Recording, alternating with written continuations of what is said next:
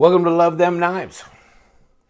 We're going to take a look at this knife because I had to have my hands on this knife. Yes, I did. And I got this knife from GP Knives. And because I saw their little, I subscribe to their little YouTube channel. So when they come out and they do different stuff, and I go, I've been waiting for this to get out. I've been waiting for the LionSteel SR11 to come out, not the SR1. The SR1's not a flipper. They make a titanium and aluminum version of the SR1, but this is the SR11, so this is a flipper. This has got bearings. This has got a different style blade. Other than that, I don't know, a bunch of things. Oh, by the way, this is an integral. Yeah. Carbide glass breaker. Oh, and you can see where you can take your wrench and unscrew this, pop this up and put it on this side. So you can go right or left hand carry on this pocket clip. If you should be so bold. I'm curious. Yeah, pocket clip is steel. But I mean, the rest of this is titanium. Alrighty then. Why'd we do that? Well, this, of course, is going to be steel, but...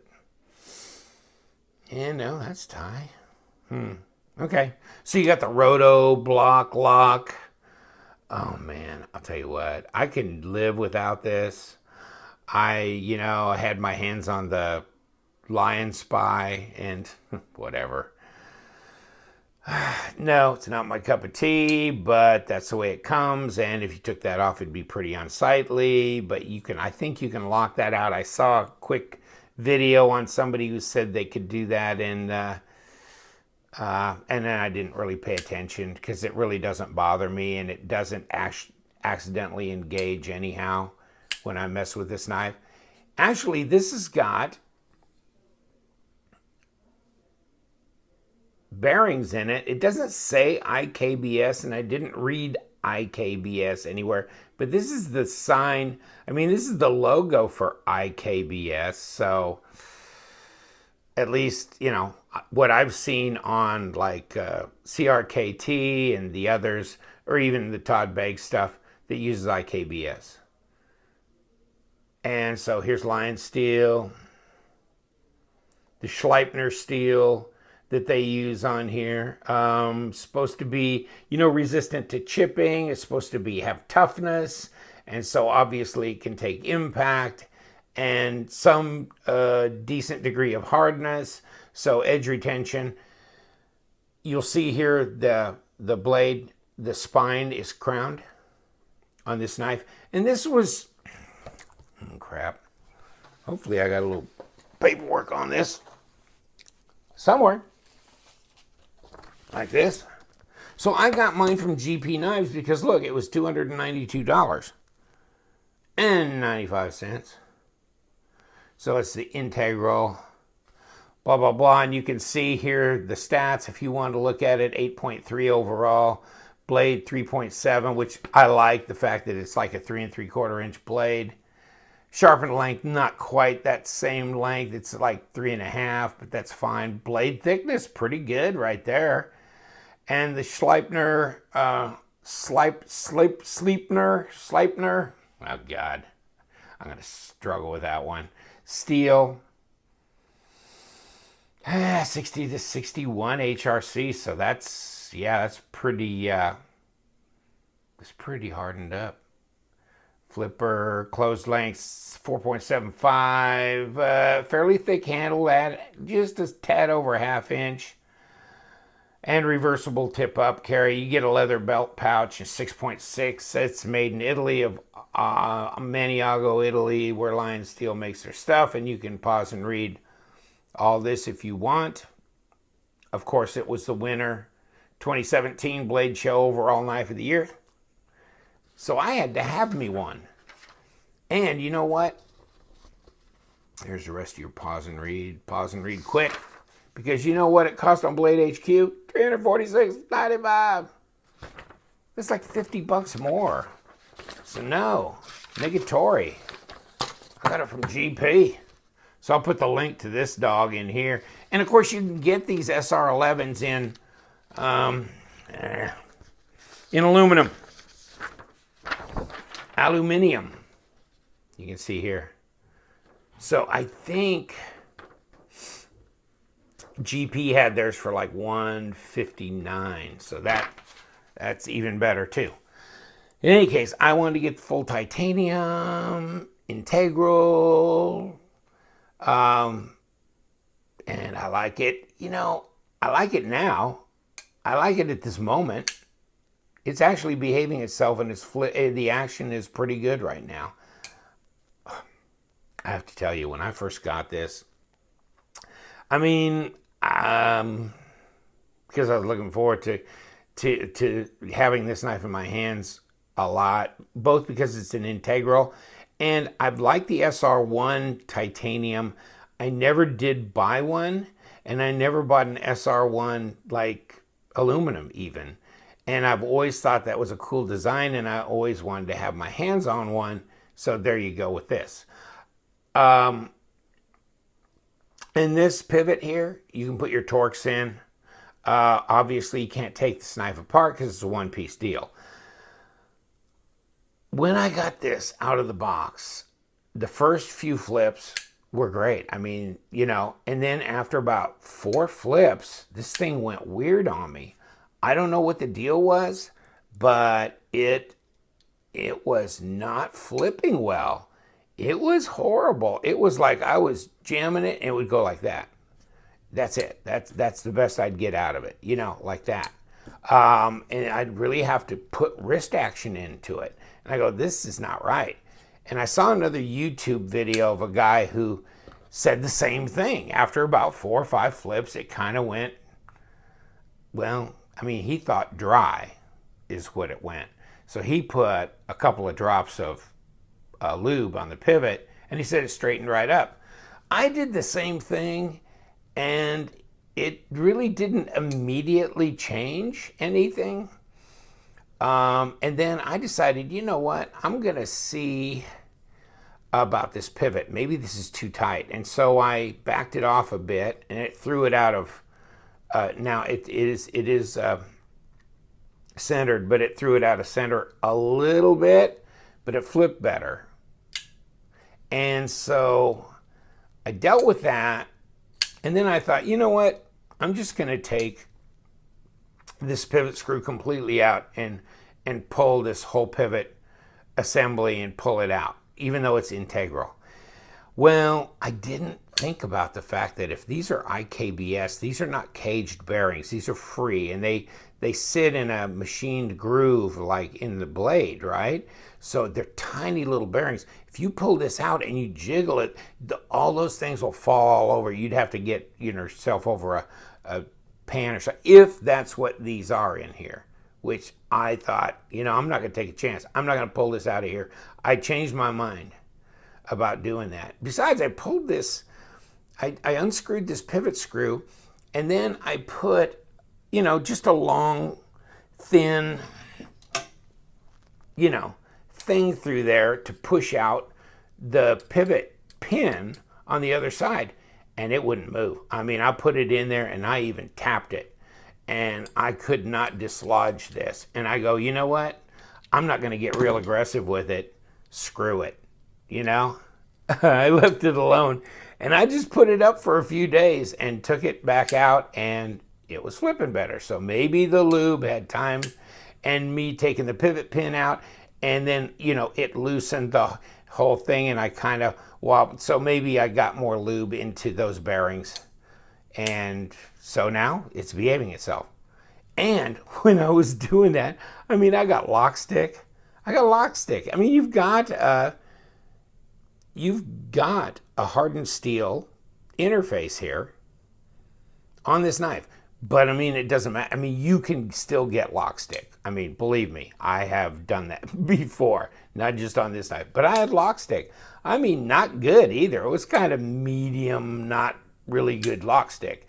It wasn't just this little light, kind of tick and, just annoying type. It was more than just annoying. So No lock stick. No problems with the bearings now. One thing that drove me crazy, I was pissed. I mean, I really was upset because I had this knife out. It wasn't flipping worth a crap. I had lock stick and I couldn't get this thing to deploy worth a crap. And then I noticed, oh God, it's working so well now. Oh my God, you're not going to believe my story. But I was doing this. I was flipping, and I saw the other video from this guy that was talking about the same thing, and his finger failed to open this too. Because look at this. This thing is like polished like glass. It's like, have we ever talked about maybe a flipper tab might need to have a little bit of jimping on it just to make contact? Instead, they sent this to NASA to have it super glassy, smooth, zero friction. I mean, my finger was not making good contact with this flipper tab, and I was pissed. I mean, I was really upset. I'm going like this. When I can do it, I have to back up from about 5 miles away and make a run at it and follow through like a golf swing to get this thing to go open, okay? And then I had lock stick when I go, oh my God, this is a disaster. That's the way this knife was when I first got it, and for about 3 or 4 days. I mean, I'd go back to it after letting it sit for a day or two, and it would behave, and then it would go back to not being so good. Now, it's centered. It's flipping well. Detent's good. I don't know. I think there was some magic people, little elves or something, came in at night and switched the knives out. I don't know what happened, but now it's behaving. And I'm very happy because I really wanted a knife like this. I wanted this in my permanent collection. So this wasn't just going to be like a grab and pass on. I really, really love this design so much. I just really wanted this in my collection. I was even considering, the reason I got this natural tie, because they do this in bronze as well, is that I'm going to get into anodizing. I'm working in that direction. And I think once I get comfortable and I actually think I know kind of what I'm doing, this might be a candidate for it. There's a lot of natural looking tie here. Of course, that means I'd have to pull this pivot out, which I'd get myself a big old tray because I don't know about these bearings, but it would be really cool in a different color, mixed up. Of course, you can't do anything with this pocket clip because it's steel. I don't know. So I thought about it. I don't know. But in any case, now I'm not making good contact, but it's flipping good. It's flipping good. Okay, so now I've taken 13 and a half minutes to tell a big story that is no longer an issue. So 3.6 inches, overall 8 1/4, 8 3/8 if you want to call the little glass breaker on the end of it part of it. Not quite 21 centimeters, but with the glass breaker, yes. And of course, 94, 95 millimeter, maybe blade length. Cool. Blade stock. No thumb studs or anything to worry about. Ooh, that's nice, thick stuff, isn't it? Let me see what we got for. Yeah, it's over 4 millimeter blade stock. So that's right. Come on, let's figure out where we are at. Right at 4. Okay. So it's probably close to 1.16 inches. Come on, let's get down here. Well, maybe I was not right on there. Yeah, it's pretty good blade stock there. Now it's over 4. I don't know what I was grabbing onto there, but yeah, that's pretty good blade stock. Thick, over 4.5. It looks pretty heavy duty, but it's crowned, so it's hard to kind of tell the total width because you've broken these edges here. In any case, integral. Really love the design. Like the blade design better than the SR1. Good for piercing, right? Got a lot of material here. Width in here. Blade stock in there. Satin grind. Oh, I was going to show you this. Yeah, it comes in a box with a nice leather pouch. You know, you can put your belt through that if you want. Yeah, nice quality little leather pouch that you can put it in if you want to carry it that way. Not me. And you know, they said in their description thing that they attached a proprietary tool to this. And there it is. Oh my God, it's glued in the bottom. Oh my God, I did. Okay, never mind. See, there you go, right?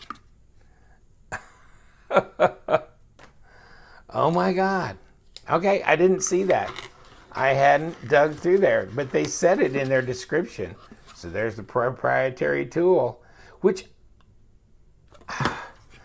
I guess this is for, you know, flipping the pocket clip, you know, here, because of this here. And then this, but I don't know why you need that because your Torx wrench goes right in there. So, alrighty then. Whatever. In any case, you got a tool. That helps. Makes it nice. LionSteel, made in Italy. Yes, it is. And it's actually behaving. Man, it's nice now. So I just hope I keep on this roll. This is nice. Feels good. Yeah. Okay. Never mind. You know, you go bitching about something, and as soon as you get it to somebody who can understand, then they go, I don't see a problem. It's like, damn. Whatever. But I was just so pissed about that flipper tab being so smooth and glassy that it really doesn't help to try and create contact. But now I'm not really having an issue with it. And it is, I mean, it's kind of nice that, you know, they've taken that extra, you know, to crown the spine and to make this smooth and really attractive in that way. Although, you know, I guess if you get upset enough or you really feel like you need jimping, you could just take a little Dremel or a disc or something. You could cut some grooves in there if you wanted to. I'm going to leave mine alone. I usually don't like to molest my knives, just in case someday I want to sell it on. I don't want to have a lot of modifications. That's why I always worry about pimping them too. You know, it's nice to throw a different color on there, but then the purists will go, well, that's not, you know, that's not OEM. So it is what it is, my friends. SR11G, I guess. That's all I got on that. Thanks for hanging out with me. I know I ramble and we finally get through this whole thing. Oh, yeah, and we did check this out. I don't know if I did with my thing, but you know, it was like 15 millimeters, 15.3, about 0.6 of an inch. That's some width there. It's a little bit more than they said in the specs. But yeah, feels good in the hand. No lock rock, no blade play, you know. Of course, I adjusted it, but I thought it was cranked down just a little too tight, actually, when I got it. So that's probably something to think about, too. Otherwise, yeah, I'm really liking it. I mean, I love the integral, the titanium. I love the design. I like this texturing here, and I like the fact that they've done like multi-level contouring on these this handle. It's beautiful. A beautiful work. Great machining. Not a big fan of the Rotoblock, but there it is. You know what we do? Yes, we do. We love them knives. Subscribe if you'd like. We just keep doing our thing here at the LTK channel.